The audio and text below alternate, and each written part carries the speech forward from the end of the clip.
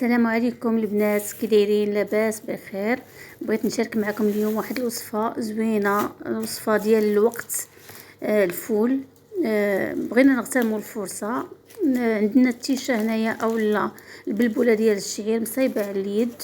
عندي واحد 500 غرام راها مقاده مصايبه، وعندي 250 غرام ديال الدقيق الكامل، وعندي 250 غرام ديال الدقيق ديال الشعير. وغادي من يد بنت عمتي، الله يحفظها لنا ان شاء الله ويشافيها سيدي ربي، بالدعوات ديالكم الاخوات ليها بالشفاء. نتمنى ان شاء الله يا ربي يلقاكم هذا الفيديو انتم في احسن الاحوال وفي صحه جيده ولهنا وراحه البال وجمعه مباركه لكم وللجميع والمشاهدين ديالي العزاز. عندي هنايا البنات غادي تفصل لينا دابا البلبوله الشعير بالدقيق الشعير والدقيق الكامل. غادي تاخذ كل مره غادي تبقى تسقيه بالماء عادي، وغادي دير كل مره غادي تبقى تاخذ واحد الحفنه ديال ديك الدقيق ديال الشعير وديال وتخلط، وغادي تفتلو باليد. عندي هنا كيلو ديال الفول، ها هو منقي مغسول، غادي نديروه في البوطه يبخر لينا مزيان مع شويه ديال الملحه فقط. بقى معايا نبخروه وندوزو البلبوله كما كتشاهدوا.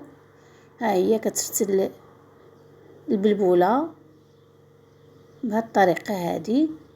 كتلبس ديك التيشه ديال الشعير كتلبسها بداك الدقيق الكامل بهذه الطريقه، وكنبخروها حتى 4 ديال المرات في الكسكاس، ومن بعد عاد كنزيدوا الملحه وحنا كنسقيو بها كنرشوها بالماء يعني حتى كطيب مزيان. وغادي نديروا لها زيت البلديه والملحه فقط، وكله ولا اروع.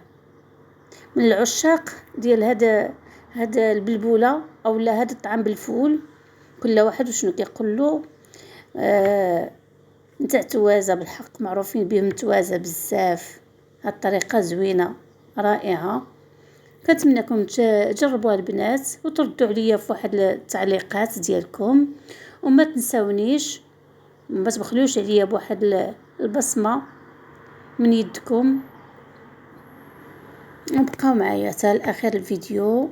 بغيت نشارك معكم اي حاجه درتها بغيت نشاركها معكم، سمحوا لي الا تعطلت عليكم ما كنحطش لكم الفيديوهات. كنتمنى تعجبكم هذه الاكله. وهكا البنات حنا وصلنا ان شاء الله للتقديم ديال الطبق ديالنا ديال الطعام بالفول اولا تيشات الشعير بالفول وزيت البلديه. هكذا حنا غادي نقدموا ان شاء الله ديال التبخير على الاخر ديالها، وكتجي روعه في المذاق ولا رائحه ديالها كتجي زوينه، حيت التيشه ديال الشعير مصايبه على اليد كلشي مصايب على اليد. المهم البنات هنايا راه حنا سالينا، غادي نديرو زيت البلديه والفول من بعد ما تبخر. هانتوما كتشوفوا الفول طايب على حقو طريقو ديال البلاد. شي حاجه اللي طبيعيه وكتعرفي راسك اش كتاكلي، ما تخافي حتى من شي حاجه زوينه بلديه طبيعيه. وبالاخص العشاق اللي كيبغي هاد الوصفه هادي راه غادي يعشقها وغادي يتشهاها. على كل حال مرحبا بكم، واللي بغات هاد الشهوه نصاوبوها على مرحبا بها والف مرحبا. وكان ان شاء الله هذا هو الطبق التقديم ديالنا النهائي، رائع رائع رائع مع اللبن. يا سلام ما شهيتكم، ونتمنى ان شاء الله ينال الاعجاب ديالكم، وان شاء الله في وصفه اخرى. ودمتم في رعايه الله البنات، وبالصحه والراحه وجمعه مباركه لنا ولكم ولجميع الاخوات المشاهدين ديالي. وشكرا.